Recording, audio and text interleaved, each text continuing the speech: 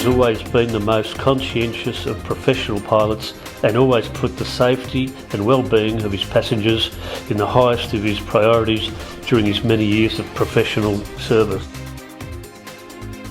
Tonight, breaking news, new details coming to light about the deadly helicopter crash in regional Victoria, grieving friends, family and colleagues of those killed continuing to pay tribute as investigations continue to find out just how this could happen.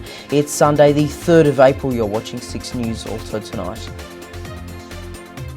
I'm still kind of processing what happened at some point. I'm talking about it. And it'll be serious, it'll be funny. Fallout continues a week after Will Smith slapped Chris Rock at the Oscars, the actor resigning from Academy membership as some call for his Oscar to be stripped altogether.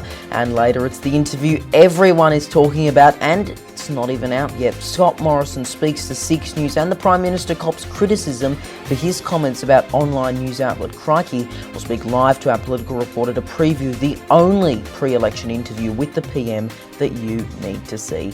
Good evening everyone, thanks for tuning in, especially for those of you who are now watching live at a different time. That is of course 8 PM in Queensland, 7:30 in the NT, 6 PM for those of you in the West, and of course it stays 8 PM Eastern time for everyone else. We have another interview coming up later, this time from our partners at WAMN News who are speaking to Attorney General Michaelia Cash.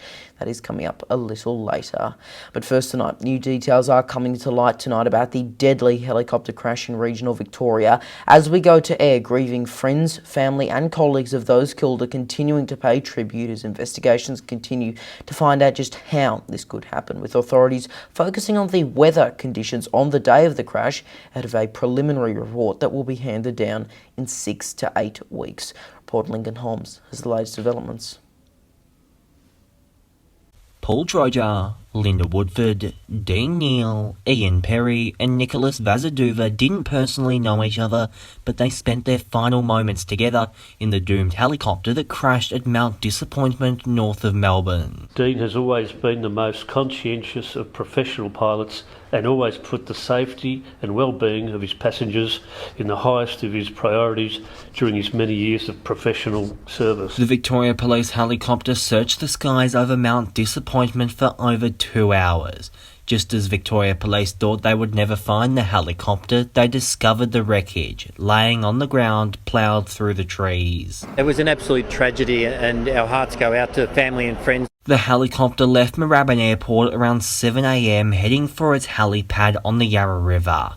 It then flew in convoy behind a second helicopter bound for Yaloopna. As they were flying north over Mount Disappointment, the doomed helicopter disappeared without a trace. The crew on the second helicopter raised the alarm and flew to Mangalore, where they refueled, then they headed back to Melbourne. We have very, very grave fears for the well-being of the pilot and the 4 passengers on board. The extremely dense bushland has made the search difficult. It's taken more than an hour for crews when they first reached the wreckage on the ground. Excavators and diggers have now been brought in to create a specialised path for crews on the ground. All I can tell you, it's a very reliable, well-known helicopter. On Friday, crews from the Australian Transport Safety Bureau arrived at Mount Disappointment to begin the long and tragic investigation into what led up to the crash. We will be looking through records from air traffic control records from the other helicopter involved. The helicopters are both owned by Melbourne-based company Microflight. The company also operates Melbourne's water-bombing aircraft as well as the Westpac helicopter that patrols the beaches. Part of that is what we can gather here on the site, but equally what we can gather from all the records that support this particular helicopter. On Thursday, the company announced that they will suspend all of their operations. I extend my deepest condolences to all affected by this incident, who we're supporting through this very difficult time. This is Victoria's most deadly aviation crash in almost 5 years, and this also brings the aviation crashes this year up to 8. Experts say that we will see more crashes this year because aircrafts have been grounded during the pandemic. Lincoln Holmes, 6 News. A sentencing date has been handed down for the man that killed 4 people in a shooting spree in Darwin in 2019. Benjamin Hoffman pleaded guilty to 3 counts of murder and 1 count of manslaughter last year. It's now been revealed that he will be sentenced on May 27. Robert Courtney, Nigel Hellings, Hassan Bowden and Michael Sissos were all killed on June 4 in a shooting rampage through the streets of the NT capital. Well, following months of infighting, Liberal candidates have been chosen and approved in 9 New South Wales lower house seats, with the selections made by a committee that included Prime Minister Scott Morrison and New South Wales Premier Dominic Perrottet.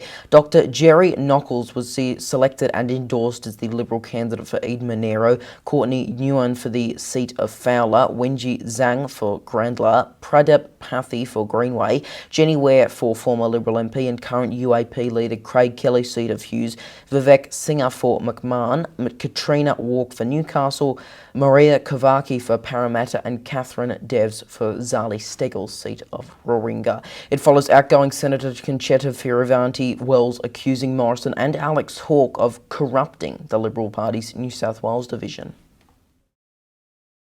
In my public life, I have met ruthless people. Morrison tops the list, followed closely by Hawke. Morrison is not fit to be Prime Minister, and Hawke certainly is not fit to be a minister. And on the subject of the PM, it is the interview everyone is talking about, and it's not even out yet. Prime Minister Scott Morrison speaking to Roman McKinnon and I about a number of topics, including whether the PM stands by the claim that he's never lied in public office. Joining me to preview Wednesday's interview is Roman himself. Roman, great to catch up. Now, obviously, both you and I spoke to him, but you, of course, organised it. Just for you, what was it like speaking to the Prime Minister of Australia? Yeah, it was a big opportunity, Leo. Like you said, the Prime Minister of Australia, the person that governs like 28 million people of Australia. Yeah, it's a huge opportunity, not only for me, but, for you and for 6 News ahead of our career as journalists when we're older. And without giving away too much, can you just touch on what he talked about? Yeah, so our main focus was obviously politics, but about the election. We had about the election and some rumours going around, which it got a little bit spicy. And a bit of that has already been in the news. I know Crikey, who the PM did call out there, got a bit of a transcript of the full interview, but they are keeping that to themselves. While Pedestrian said the PM was roasted by a 14-year-old, that being me, of course. Although if doing my job as a journalist equals roasting, I guess I'm the roasting king there. Just finally, the man who could become the next PM, Anthony Albanese, he would be great to have on for an interview. Have you had any luck trying to get him to speak with us? Yeah, well, a few months ago, Leo, I tried to contact him via email. I sent a follow-up a week ago. There was no response. That's why I sent the follow-up. And then I made 2 phone calls yesterday, but they were declined and they did not pick up because one of them, the phone number wasn't even available, like it was unattended. So I think we'll just see how it all plays out, but hopefully we can get him on. He does see our interview, and then we can get him on. All right, well, hopefully his team gets back to us soon. We do have open DMs. You can email contact at 6newsau.com. We'd love to have him on. Roman, great to catch up. Just remind everyone what day and time people can tune in for the full interview. Yeah, so it's airing on Wednesday at 8 p.m. Australian Eastern Standard Time. So you can tune in then via our YouTube page. We'll leave it there. Roman McKinnon, our political reporter, speaking to us from Brisbane there. Well, overseas now, and the fallout continues a week on from Will Smith slapping Chris Rock at the Oscars, yelling, "Keep my wife's name out of your effing mouth," before proceeding to win Best Actor just minutes later. Now, Smith has resigned from the Academy, and there are calls for him to lose his Oscar altogether. US correspondent Jackson Gosnell has the latest. Good evening, Leo. It was the slap seen around the world. It all took place during the Oscars, where Will Smith went on stage and slapped Chris Rock after making a joke about his wife. Now that is because she has a condition in which she loses her hair frequently. It is my understanding and the understanding of many people that he did not know that when he made that joke. However, we know that it is alopecia that she does indeed have, and Chris, he made the joke, and Will apparently took it very calmly at first. He laughed about it a little bit, and then moments later, he abruptly went on the stage and slapped Chris Rock in the face. People watch this all around the world. Many people watching thinking, you know, that this was a bit and that this was planned, maybe this was scripted, but it wasn't, it turned out. And a lot of people are really fired up about this on social media and on the media, the regular media as well. A lot of people taking sides on this issue. Many people saying if you read some books and you know some things about Will Smith, then you can understand why he done that. There's also video that's come out of his wife laughing whenever he went on stage and slapped Chris Rock. And so, big news, Will Smith has resigned from the Academy of Motion Picture Arts and Sciences, and we're wondering what his future will look like because of this huge incident. Now, after the slap, we're told that Chris Rock was in shock, and LAPD was allegedly already ready to take him into custody after the slap for assault. However, Chris Rock did not want to press any charges. There was also reports that Will Smith was asked to leave the event, although there are people on both sides of that saying it did happen, it didn't happen, so that is kind of up in the air right now. But what the big question is where do we go from here? What will Will Smith's career look like moving forward? How will he overcome this? And a lot of industry professionals say, though it's really bad publicity right now, ultimately, he'll come out on top. I'll keep you posted. Reporting in the U.S., I'm Jackson Gosnell.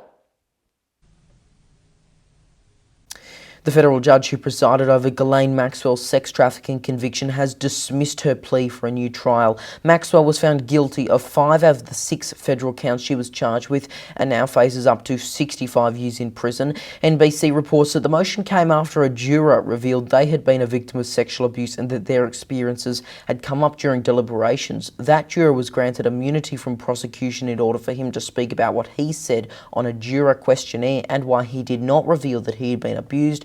Maxwell's sentencing is scheduled on June 28. Back home, and it is interviews galore tonight. Attorney General Michaelia Cash speaking to our partners at WAMN News in a wide-ranging interview. Here is part of that now. Attorney General, thanks for your time. As the election draws to a close, will Prime Minister Scott Morrison and Mark McGowan hang out together again? Are there any plans at all? Well, certainly the Prime Minister of Australia, Scott Morrison, is a good friend to Western Australia. He is, of course, the Prime Minister, and when he was Treasurer, responsible for ensuring that WA gets its fair share of GST. So he's a great friend to Western Australia. And yes, of course, we will see him in Western Australia, in particular over the election campaign. It was great to have the Prime Minister in town recently. And as you know, we've worked cooperatively with Mark McGowan as Premier to deliver in the interests of Western Australia. And the recent announcement was, of course, the additional funding for the Perth City deal and that iconic Swan River Bridge, which we're announcing. You know, as we've always said, this is a contest between Prime Minister Scott Morrison and Mr Albanese. Mr Albanese does not back Western Australia. Scott Morrison does. In relation to the Premier, Premier McGowan will still be the Premier the day after the federal election. This is all about backing the Prime Minister who believes in Western Australia, who has worked hard to ensure that Western Australians get that fair share of GST, and that's exactly what he has done. But you haven't answered my question. I'm asking you, will the Prime Minister and Mr McGowan meet together in front of media to make more announcements? Well, obviously, that would be a decision for both Mr McGowan and Mr Morrison. Again, in relation to the Perth City deal, this was something that we worked with the state government to deliver, Commonwealth funding and funding from the Western Australian government. So it was great to be able to stand up together, Commonwealth and Western Australia working together to deliver in the best interests of Australians. I'd be more worried if I was Mr. Albanese, though, because the last time he touched down in WA, it was a little embarrassing, the reception he got from the WA government. I mean, it was clearly not welcome by Mr. McGowan. But, you know, from the Commonwealth's perspective, it's all about delivering in the best interests of Western Australia. And yes, that does mean that we will work with the McGowan government. And I think we've shown that we can, in particular, given that recent fantastic Perth City deal announcement. Do you hope to reduce youth unemployment? Oh, look, this is something that I'm incredibly passionate about.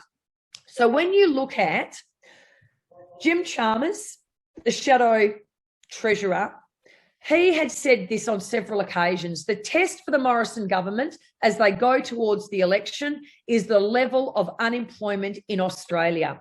When we came into office in 2013, the Labor Party left us an unemployment rate of 5.7% and rising. We have gone through 2 years of a global pandemic, but because of the decisions that the Morrison government made, and in particular the job keeper decision, keeping employees connected to their employers, in the budget papers that came down on Tuesday, unemployment in the September quarter is set to go to 3.75%. We now have even more Australians in employment than ever before. Youth unemployment in Australia was in double digits. It now has a 9 in front of it. So on any analysis, 5.7% and rising when we came to office, 2 years after a global pandemic, the lowest employment rate in 50 years is what we're predicted to go to in September. But the other investment that we've made is, of course, in apprentices. Employers, they want work-ready employees from day one. How do you get that? You invest in your apprentices, in your tradies, in your trainees. Under this government, despite COVID-19, because of the policies we've put in place, we now have more apprentices in training than ever before, and we're able to further invest in our system on budget night. Yeah. All right, and that full interview is coming up a little later on WAMN tonight. Now is Ivan and Melly with, what a great segue this is, a look at what's coming up later tonight on WAMN News. Thanks, Leo. Tonight on WAMN News, Premier Mark McGowan versus your priorities. The latest news poll underway as Western Australians reveal what they want from an $8 billion surplus. A WAMN News exclusive. Bromance 2.0. Will Mark McGowan and PM Scott Morrison hang out in public again before the election? 1 year memorial for the 7-year-old girl who died waiting for treatment at PCH. Plus, an official preview of 6 News' big interview with the Prime Minister, and later, Dr. Andrew Miller's comment. Join us tonight on the WAMN News Facebook page and YouTube channel. All right, thanks both Ivan and Melly there. Now to tomorrow's weather forecast right across the country. Brisbane partly cloudy, 27 degrees, 25 in Sydney, 21 in the nation's capital Canberra, also 21 in Melbourne, a chance of showers, getting to a top of 19 in Hobart, 23 in Adelaide, 32 in Alice Springs, 27 in Perth, and in Darwin, a warm top of 32.